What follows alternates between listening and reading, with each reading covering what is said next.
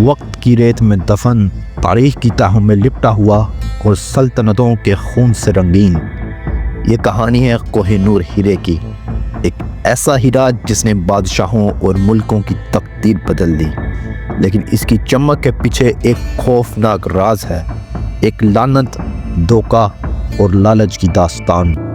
یہ کہانی ہزاروں سال پہلے گولکنڈہ ہندوستان کے کانوں میں شروع ہوئی، ایک ایسی جگہ جو دنیا کے بے مثال جواہرات کے لیے مشہور تھی۔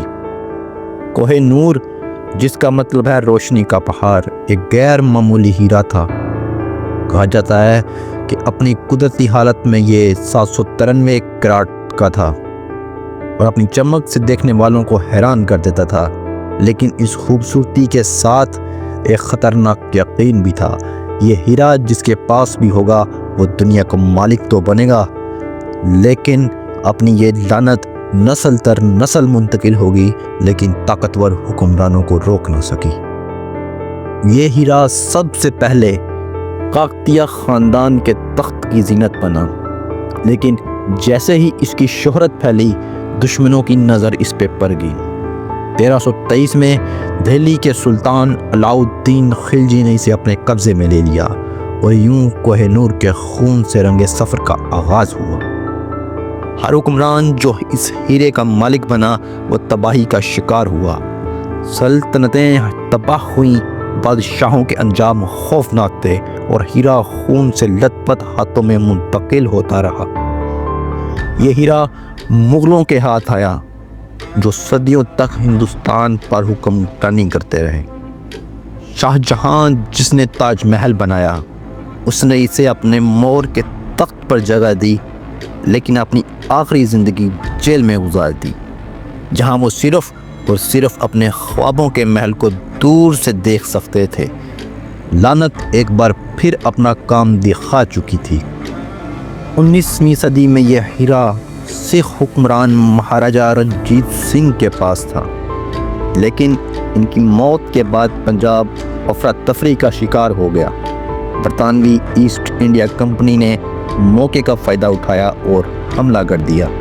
1849 میں سکھ سلطنت کی شکست کے بعد کوہ نور کو جنگی مال کے طور پر قبضے میں لیا گیا۔ ایک کم عمر لڑکے مہاراجہ دلیپ سنگھ کو مجبور کیا گیا کہ وہ اپنا تخت اور یہ ہیرا ملکہ وکٹوریہ کے حوالے کر دے۔ کہا جاتا ہے کہ اس دن یہ ہیرا اپنی چمک کھو بیٹھا، جیسے اپنی سرزمین کا ماتم کر رہا ہو۔ مہاراجہ دلیپ سنگھ پنجاب کے آخری سکھ حکمران مہاراجہ رنجیت سنگھ کے سب سے چھوٹے بیٹے تھے۔ وہ 1838 میں لاہور میں پیدا ہوئے۔ ان کی ابتدائی زندگی سیاسی اتل پتل کا شکار رہی، کیونکہ ان کے والد کی وفات کے بعد سکھ سلطنت داخلی تنازعات اور برطانوی ایسٹ انڈیا کمپنی کے دباؤ کا شکار ہو گئی۔ 1849 میں اینگلو سکھ جنگ کے بعد پنجاب پر برطانوی قبضہ ہو گیا اور دلیپ سنگھ کو زبردستی اپنا تخت چھوڑنا پڑا، اور وہ اس وقت صرف 10 سال کے تھے۔ برطانوی حکام نے دلیپ سنگھ کو ان کے خاندان سے الگ کر کے انگلینڈ بیچ دیا۔ وہاں انہوں نے عیسائیت قبول کی اور ایک انگریزی طرز کی زندگی اپنائی۔ انہیں دی بلیک پرنس کے طور پر جانا جاتا تھا۔ دلیپ سنگھ کو مجبور کیا گیا کہ وہ کوہ نور ہیرا برطانوی حکام کے حوالے کریں، جس کے بعد وہ ملکہ وکٹوریہ کے تاج زیورات میں شامل کر دیا گیا۔ دلیپ سنگھ نے اپنی زندگی کے آخری سالوں میں اپنے سکھ مذہب اور ورثے کے طرف واپس جانے کی کوشش کی۔ انہوں نے برطانوی حکومت سے اپنے حقوق اور پنجاب کی واپسی کے لیے بھی مہم چلائی، لیکن ان کی کوششیں ناکام رہیں۔ کوہ نور اپنی اصل حالت میں تقریباً 793 کیرٹ کا تھا، لیکن 1852 میں برطانوی جواہرات کے ماہرین نے اسے تراش کر 105.6 کیرٹ کا کر دیا۔ یہ دعویٰ کیا گیا کہ تراشنے کا مقصد اس کی چمک بڑھانا تھا، لیکن حقیقت میں یہ اپنی اصل خوبصورتی کھو بیٹھا۔ کہا جاتا ہے کہ کوہ نور ایک لعنتی ہیرا ہے۔ یہ کہاوت مشہور ہے کہ کوہ نور کا مالک بننے والا مرد بدقسمتی کا شکار ہو گیا، لیکن اگر کوئی عورت اسے پہنے تو وہ محفوظ رہے گی۔ یہی وجہ ہے کہ برطانوی شاہی خاندان میں یہ صرف اور صرف خواتین کے تاج میں شامل رہا تاکہ لعنت کے اثر سے بچا جا سکے۔ کوہ نور کو اس کی چمک بڑھانے کے لیے چھوٹا کر دیا گیا، جو اس حقیقت کی علامت ہے کہ کس طرح سلطنتیں قوموں کو کمزور کر دیتی ہیں۔ یہ تاج زیورات کا حصہ بن گیا جو ملکہ وکٹوریہ اور دیگر برطانوی ملکوں نے پہنا، لیکن برطانوی سلطنت کے دل میں بھی لعنت برقرار رہی۔ جنگیں، بغاوتیں اور 2 عالمی جنگیں برطانوی بادشاہت کو پریشان کرتی رہیں۔ کیا یہ محض اتفاق تھا یا ہیرے کا انتقام؟ کوہ نور کو کئی سلطنتوں کے درمیان چھینا گیا۔ 1739 میں ایران کے بادشاہ نادر شاہ نے ہندوستان پر حملہ کر کے یہ ہیرا مغلوں سے چھین لیا۔ نادر شاہ نے ہی اسے کوہ نور یعنی روشنی کا پہاڑ کا نام دیا۔ نادر شاہ کے قتل کے بعد یہ ایک افغانی سپاہی کے ذریعے چھپایا گیا اور کئی سال تک اس کا کوئی سراغ نہ ملا۔ آخرکار احمد شاہ درانی نے اسے اپنے قبضے میں لے لیا۔ نادر شاہ کے قتل کے بعد یہ افغانستان کے بادشاہ احمد شاہ درانی کے پاس چلا گیا۔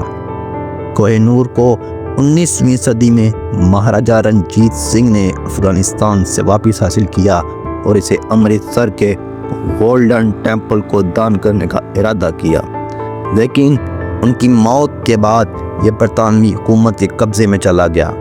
برطانیہ میں آنے کے بعد کوہ نور کو ملکہ وکٹوریہ کے تاج میں نصب کیا گیا۔ کوہ نور کے بارے میں کہا جاتا ہے کہ ملکہ وکٹوریہ کے بیٹے پرنس البرٹ ہیرا تراشنے کے چند سال بعد ہی فوت ہو گیا۔ ملکہ وکٹوریہ کے کئی جانشین یا تو صحت کے مسائل کا شکار ہوئے یا تخت کو چھوڑ دیا۔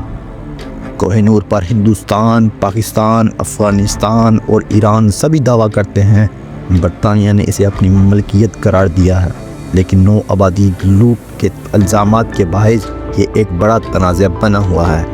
کوہ نور دنیا کا سب سے مشہور ہیرا ضرور ہے، لیکن کلینن دنیا کا سب سے بڑا ہیرا مانا جاتا ہے جو 3106 کیرات کا تھا۔ پھر بھی کوہ نور کی تاریخی اہمیت اور پر اسراریت اسے منفرد بناتی ہے۔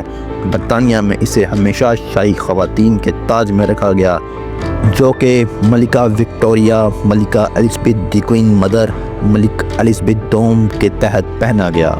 کوہ نور کی مالی قدر کا صحیح اندازہ ممکن نہیں، لیکن ماہرین کا کہنا ہے یہ اربوں ڈالر کا ہو سکتا ہے۔